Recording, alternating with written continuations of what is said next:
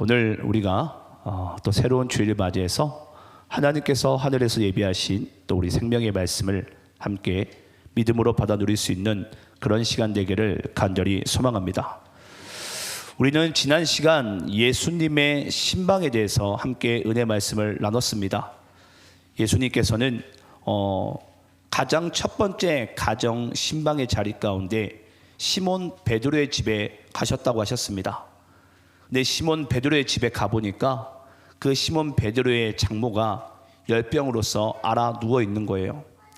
그때 예수님께서 그 시몬 베드로의 장모의 손을 만지시니, 손을 잡으시니 일어나 새롭게 태어난다라고 이렇게 말씀드렸어요. 새롭게 태어나서 예수님께 또 제자들에게 수종들더라. 그래서 예수님께서 이 땅 가운데 오신 목적이 예수님의 첫 번째 그 가정 신방을 통해서 예수님께서 나는 이 땅에 섬김을 받으러 온 것이 아니라 나는 섬기러 왔음을 예수님께서 그 가정 신방을 통해서 우리에게 오신 목적에 대해서 그 말씀을 이루셨습니다. 그래서 여러분들이 오늘 우리가 말씀을 받을 때에도 잊지 마시기 바라요. 이미 오늘 우리에게 선포되는 말씀은요, 하나님께서 창세전부터 미리 예비되신 그 말씀을 오늘 살아가는 우리에게 주시는 메시지입니다. 그래서 그 메시지를 우리가 함께 믿음으로 받아 누릴 때 반드시 우리 모두에게 은혜가 되고 또 하나님께서 예비하신 각 사람을 향한 그 계획된 말씀들이 반드시 오늘 통해서 저는 성취될 줄을 믿습니다. 그래서 그 예수님의 신방의 의미와 중요성에 대해서 함께 나눴었는데요. 자, 오늘은 한번 그 말씀에 이어서 한번 오늘 본문 말씀을 함께 보도록 하겠습니다. 오늘 본문 32절 말씀을 저와 여러분이 함께 합독하시면서 읽도록 하겠습니다. 자, 32절 다시 한번 합독하면서 읽습니다. 시작. 저물어 해질 때에 모든 병자와 귀신 들린 자를 예수께 데려오니. 자, 예수님께서요, 회당이라는 곳에 오늘날 교회를 얘기합니다. 회당이라는 곳에서 귀신을 내쫓으시고, 그리고 시몬 베드로의 장모의 집 가정 신방을 통해서 거기서 또 이 열병 들린 한 여인의 그 또 귀신을 내쫓으십니다. 그래서 그런 이제 소문들이 갈릴리와 그 가버나움 지역 가운데 소문이 막 퍼져 나가니까 저물어 해질 때에 모든 병자와 귀신 들린 자를 사람들이 예수께 데려오는 거예요. 근데 여기서 우리가 가장 첫 번째로 눈여겨봐야 될 것이 있습니다. 그게 뭐냐면요, 바로 저물어 해질 때입니다. 자, 여러분, 아마 여러분들이 보시고 있는 주보에도 등장했을 텐데요. 우리의 하루의 시작은 여러분 언제죠? 예, 자정이죠, 자정. 예, 00시부터 시작을 해서 우리는 24시가 되면 하루가 마치게 됩니다. 근데 이스라엘 백성들은요, 여러분, 히브리인들은 시간의 개념이 다릅니다. 시간의 개념이 언제 시작을 하냐면은 저녁 6시 무렵, 6시가 딱 정해져 있지 않습니다. 저녁 6시 무렵 해가 질 때가 하루의 시작이에요. 그럼 여러분, 해가 지게 되면 온 세상이 뭘로 뒤덮이게 되죠? 어둠으로 뒤덮이게 돼요. 어둠으로. 예. 근데 그 어둠이 뒤덮이는 그 시간이 바로 하루의 시작이라는 거예요. 그러면서 또 하루의 마침은 언제냐면 바로 해가 지는 그 직전까지가 바로 하루의 마침입니다. 그게 히브리인들이 생각하는 하루라는 개념이에요. 하루의 일과. 예. 그래서 오늘 우리는 첫 번째로 집중해야 될 사실이 뭐냐면 우리의 하루의 시작은 뭘로부터 시작됐다고요? 어둠으로부터 시작됐는데 우리의 하루의 마지막은 그 해가 한마디로 뜨고 질 때까지가 하루의 마지막인 거예요. 자, 그러면 왜 이 사실이 여러분 우리에게 중요하냐면요, 우리 한번 창세기 1장 5절 말씀 읽어볼까요? 자, 창세기 1장 5절입니다. 자, 저와 여러분이 함께 하나님께서 세상을 창조하셨을 때 하루라는 개념을 뭐라고 설명하고 있는지를 한번 말씀 속에서 잘 보시기 바랍니다. 자, 우리 한번 창세기 1장 5절 말씀을 저와 여러분이 합독하시면서 있습니다. 시작. 하나님이 빛을 낮이라 부르시고 어둠을 밤이라 부르시니라. 저녁이 되고 아침이 되니 이는 첫째 날이라. 하나님께서 세상을 창조하셨을 때요, 첫째 날 하루라는 개념을 새날의 개념을 뭐라고 설명하고 있냐면 저녁이 되고 아침이 되니, 출발점이 어디죠? 저녁이에요.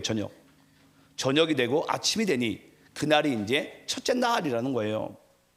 하나님께서도 이 세상을 처음 창조하셨을 때 창세기 말씀 보게 되면요, 이 땅이 혼돈하고 공허하고 흑암이 깊음 위에 있더라.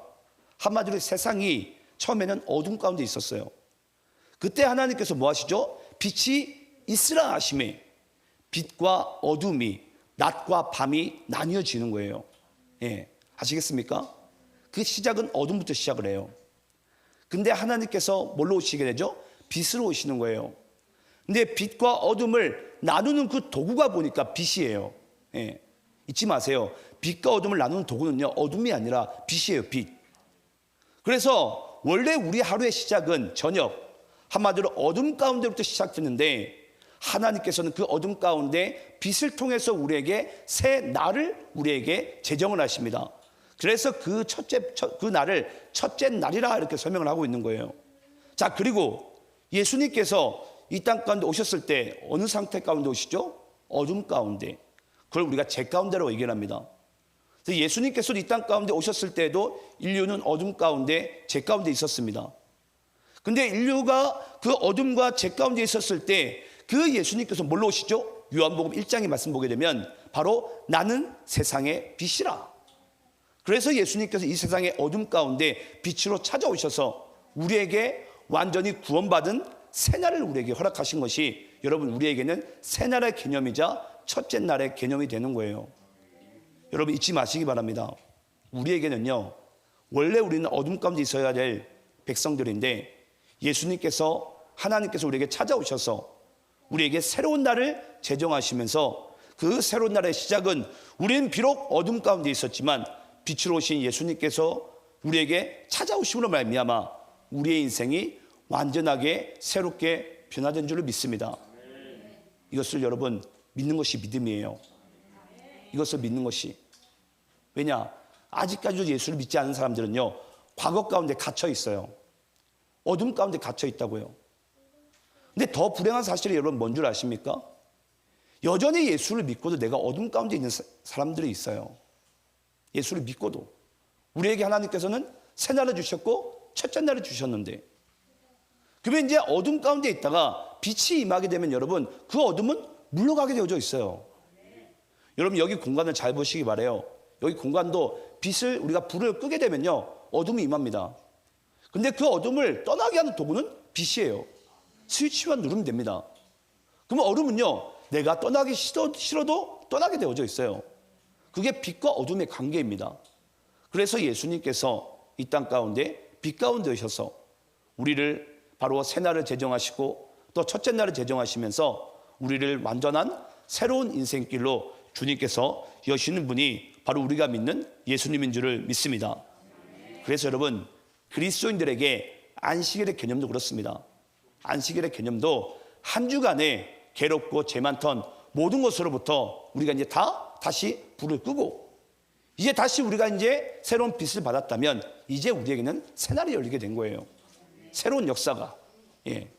우리 한번 따라해 봅시다. 저녁이 되고 아침이 되니.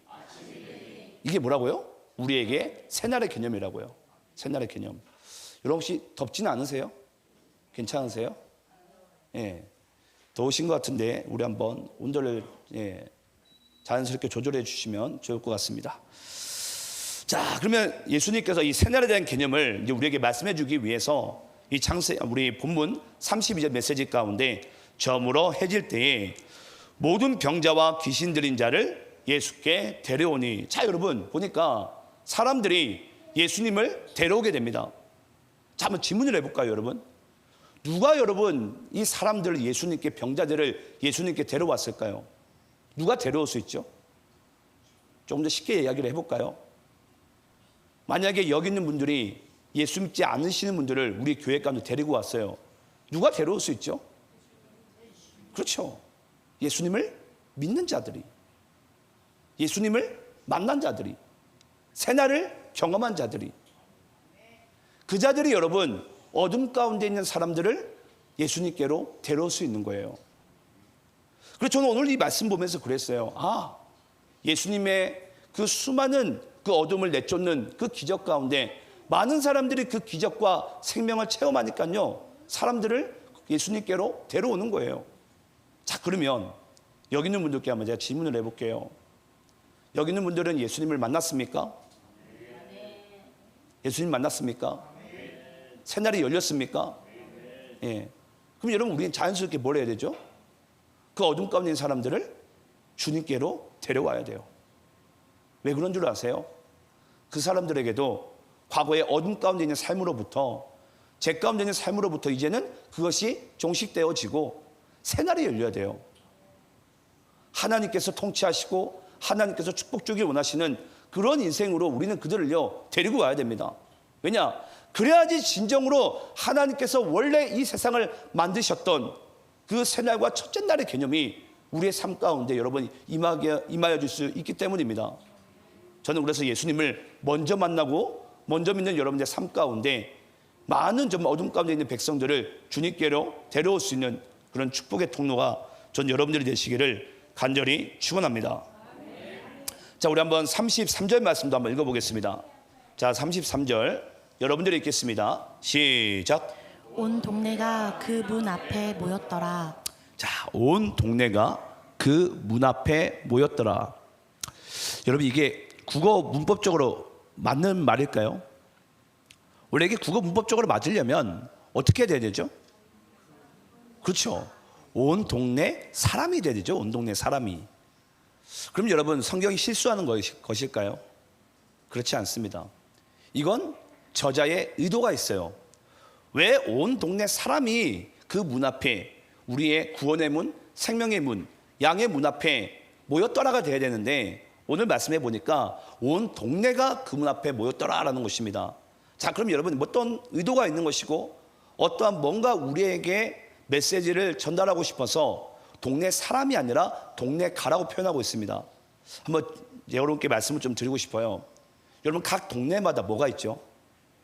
풍습이 있고요, 관습이 있고요, 동네마다 길이 있어요. 우리 동네는 절대 이렇게 하면 안 된다고, 우리 교회는 이걸 어기면 안 된다고, 우리들은 막 이렇게 하면 안 되고 저렇게 하면 안 된다고. 각 교회마다 동네마다 뭐가 있는 줄 아세요? 풍습이 있고 관습이 있고 뭔가 그들 나름대로의 규례가 있어요. 그걸 어기게 되면 뭐 하게 되는 거죠? 그 사람은 죄인으로 낙인을 찍어버립니다. 근데 여기 보니까 온 동네가 뭐 앞에 모였더라? 예수님 앞에 모였더라. 여러분, 오늘 이 말씀 본문 가운데 바로 해가 저물 때 이제 새날이 시작하게 되는데, 바로 그날이 원래 무슨 날이었죠? 안식일이었어요. 여러분, 안식일은요, 아실지 모르겠어요?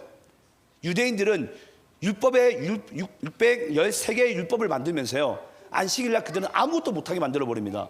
오직 하나님만 예배하라고. 근데 예수님께서 안식일날 뭐 하셨죠? 가정신방도 가시고 회당에서 귀신도 내쫓고 사람들을 많이 고치는 거예요. 근데 그 예수님이 그 안식일 가운데 그런 행동을 하게 될 때, 만약에 바리새인과 서기관들이 그 예수님께 뭐라고 정죄할 수 있죠? 아니, 율법에 613개를 당신은 모르냐고.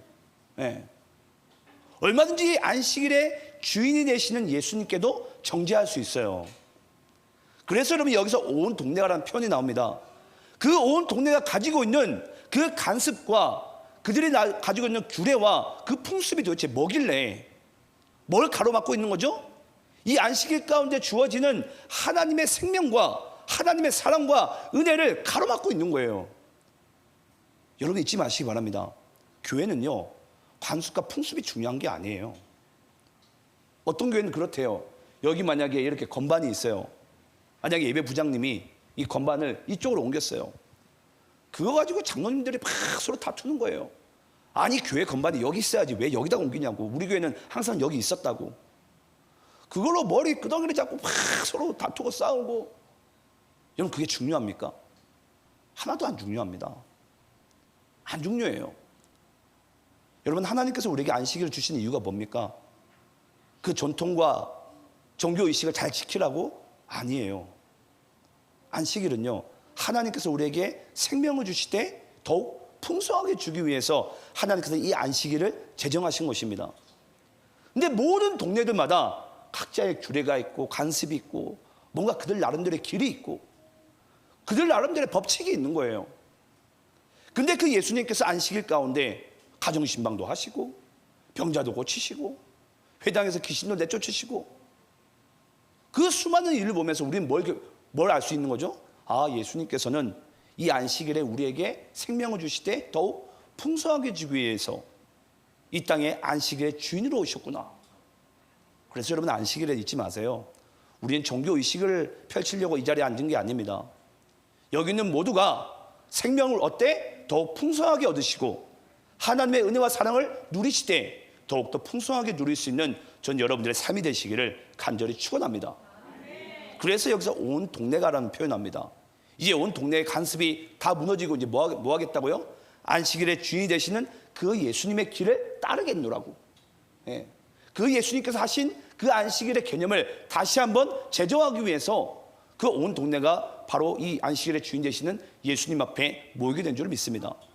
그래서 온 동네가라는 표현을 하고 있는 거예요. 예. 그 동네마다 모든 관습과 풍습과 법칙들을 다 무너뜨리기 위해서 예수님께서 왜 이 땅 가운데 이 안식일의 주인 가운데 오실 수밖에 없는지 그 이유를 우리에게 말씀해 주기 위해서 오늘 이 33절 말씀을 우리에게 주신 줄을 믿습니다. 그리고 우리 34절 말씀 또 여러분들이 한번 함께 읽어보겠습니다. 34절입니다. 자, 시작. 예수께서 각종 병이 든 많은 사람을 고치시며 많은 귀신을 내쫓으시며 귀신이 자기를 알므로 그 말하는 것을 허락하지 아니하시니라. 자, 여러분 예수님께서요 이제 사람들이 막 모여들었어요. 모여들었는데 예수님께서 병자들과 귀신 들린 자들을 다 고칩니다. 고치고 나니까 이 귀신들이 뭐 하게 되죠? 예수님을 이제 아는 거예요. 이제 알기 시작합니다. 처음에는 제우스 신의 아들 중에 한 명인가 이 정도로 봤다가 이제는 그 예수님이 어느 정도 이분이 하나님의 아들인가? 요 정도의 이제 지적 동의 가운데 지적인 정보 가운데 그 예수님을 알아보기 시작해요. 근데 여러분 여기서 상당히 중요한 부분이 있습니다. 질문을 한번 해볼까요? 여러분 만약에 귀신이 마귀가 예수님을 알더라도 귀신이 못하는 게 뭐죠? 제가 마가복음의 주제에 대해서 여러분께 말씀드린 적이 있어요. 마가복음의 주제는 여러분 두 가지인데요. 첫 번째는 섬기는 것과 두 번째는 뭐였죠? 나를 따르라예요. 따르라. 여러분 귀신은요, 마귀는요, 사탄은요 예수님을 알아보되 절대 못하는 것이 있어요. 예수님을 못 따릅니다. 예수님을 못 따라요. 귀신이 귀신같이 예수님을 알아볼지라도 귀신이 하나님을 알지라도 그들은 그냥 단지 머리로 지적 동의로만 알아요. 하지만 뭐 하지 못한다고요? 예수님을 따라가지 못해요. 왜냐? 그 예수님이 그들을 살릴 수 있는 메시아로 보여지지 않거든요. 예. 그러면 이제 오늘날 이제 우리에게 이 말씀 우리에게 적용이 돼야 됩니다. 만약에 여러분 여기 있는 분들 중에 내가 예수님을 알았어요. 누구신지. 하나님의 아들이시구나. 그분이 우리에게 메시아이시구나. 근데 만약에 우리가 그 예수님을 따라가지 않는 인생을 우리가 산다면은 우리는 예수님을 알되 뭐만 아는 거죠? 귀신같이만 아는 거예요. 예수님을 알되 좀 웃긴 표현이 될 수 있어요. 예. 근데 우리가 예수님을 알되 귀신처럼 알면 안 되죠. 예수님을 알되 어떻게 해야 되죠? 우리는 예수님을 믿고 따라가야 됩니다. 그래서 마가복음에서는 여러분 한번 여러분들 기회가 되시면 마가복음을 한번 집에 가서 한번 읽어보세요. 마가복음은 신기합니다. 믿으라는 표현이 잘 안 나와요. 따르라는 표현이 믿으라는 표현보다 훨씬 더 많이 나옵니다. 마가복음에서는. 그래서 예수님께서는 우리가 예수님을 알되 귀신같이 알지 말고 뭐 해야 된다고요? 예수님을 따라야 된다고요. 예수님께서 가시는 그 길을 예수님은 오늘도 우리에게 따르게 하기 위해서 우리를 이 자리 가운데 초대한 줄을 믿으시길 바랍니다.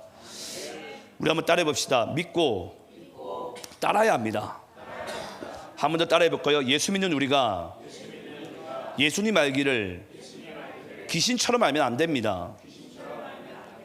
예, 여러분들이 머리로 지적 동의로만 안다라는 것은 우리는 예수님을 알되 귀신처럼만 아는 거예요.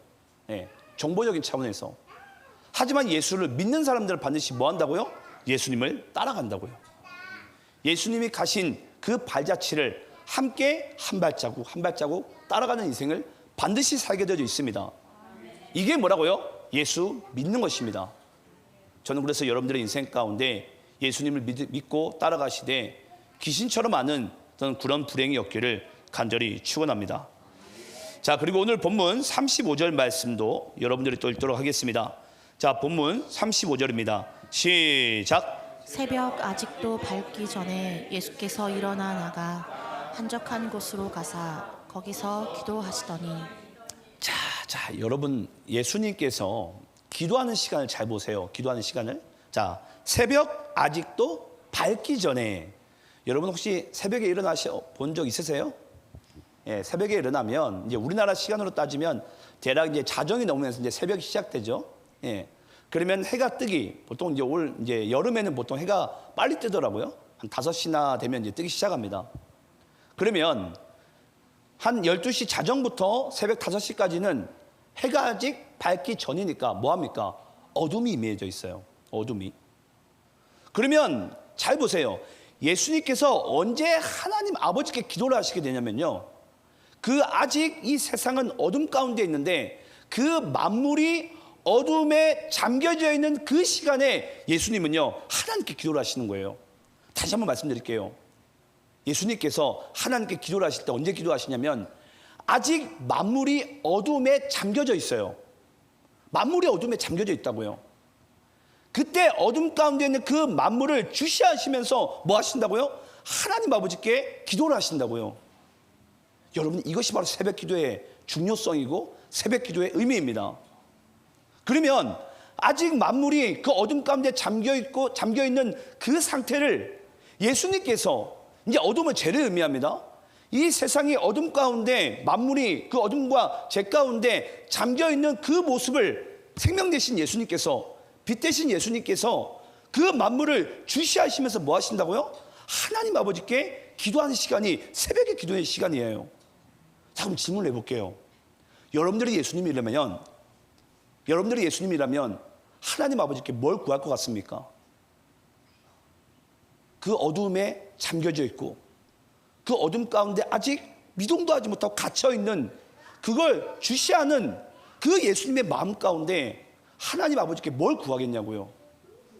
하나님, 내가 이들을 어떻게 구원하겠습니까? 어떻게 내가 다스려야 되겠습니까? 그걸 기도하는 시간이 여러분 새벽 기도의 시간이에요.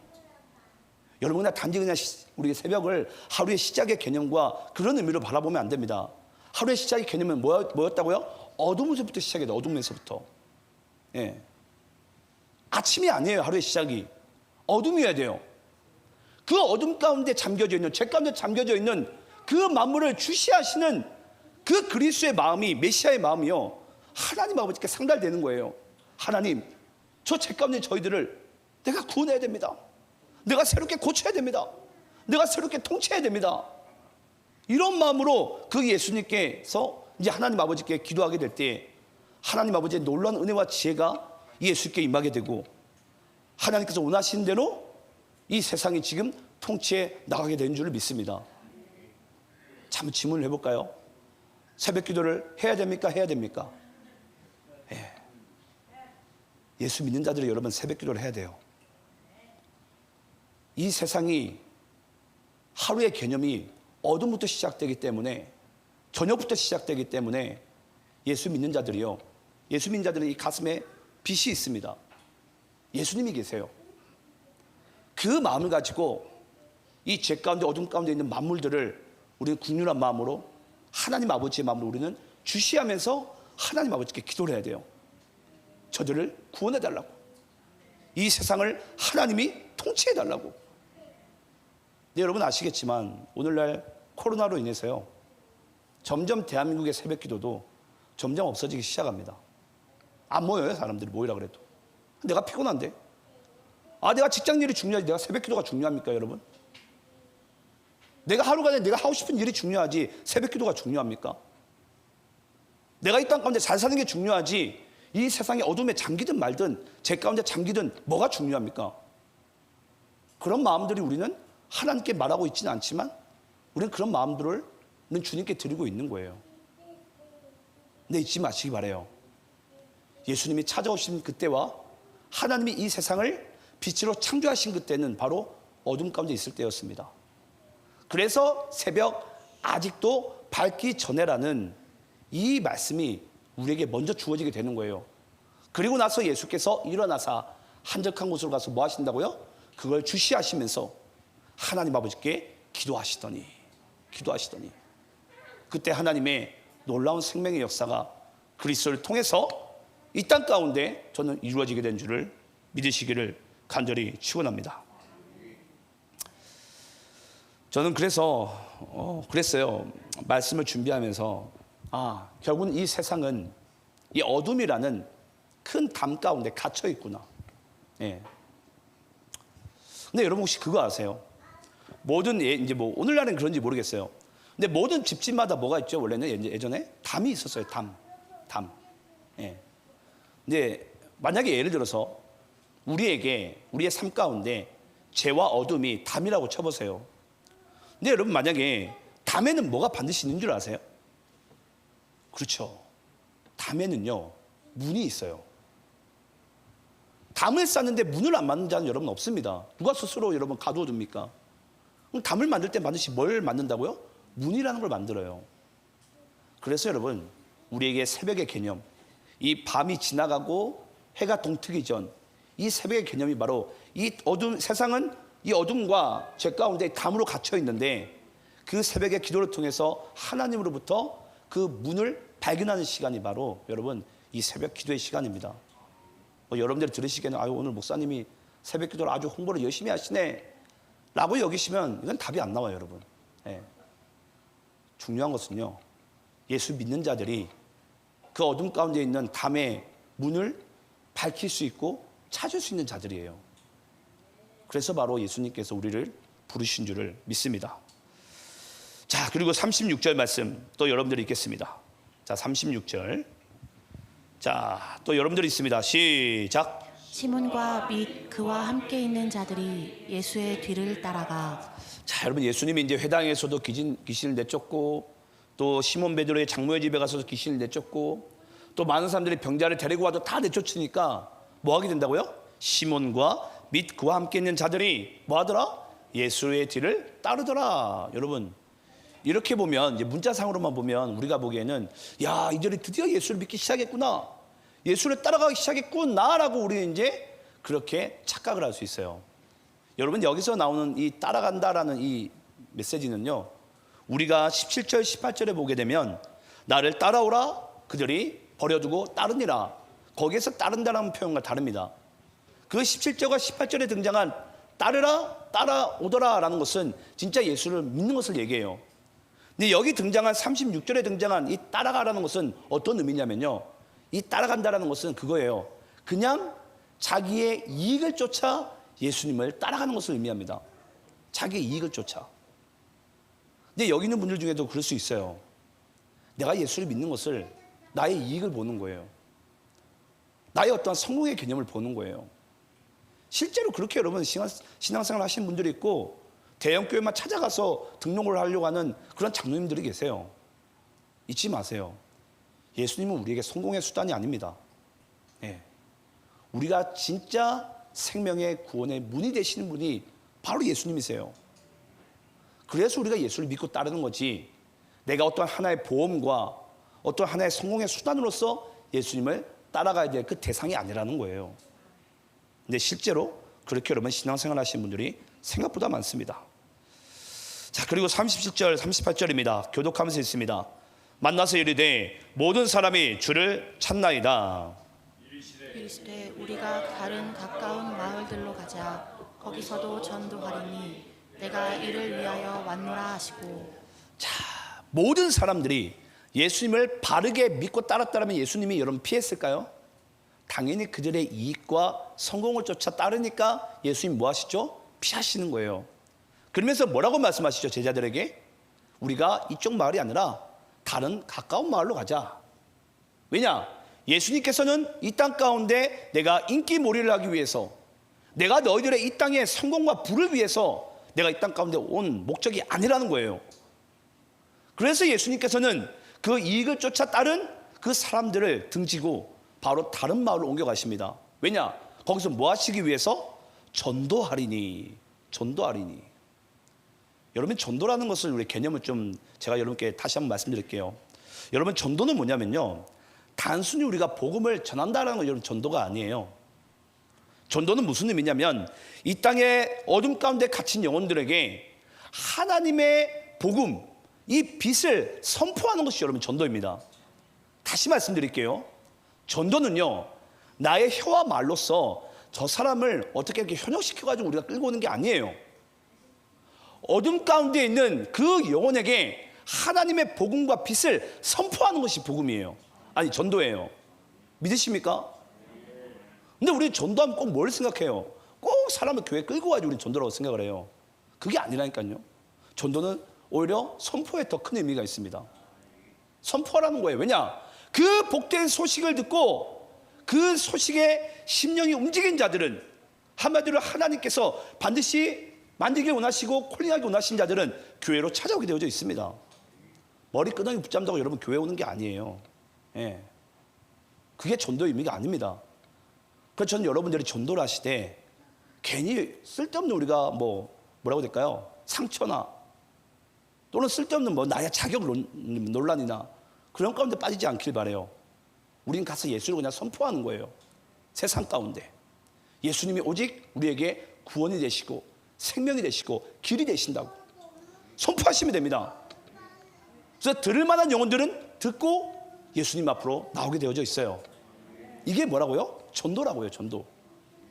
그래서 예수님께서는 사람들이 자기의 성공을 따라 모이게 되자 그 사람들을 다 등지고, 나는 이 땅 가운데 그걸 위해서 온 자가 아니라 나는 전도하러 왔다, 복음을 선포하러 왔다, 그래서 내가 다른 마을로 가자라고 예수님의 제자들에게 이야기를 하고 있습니다.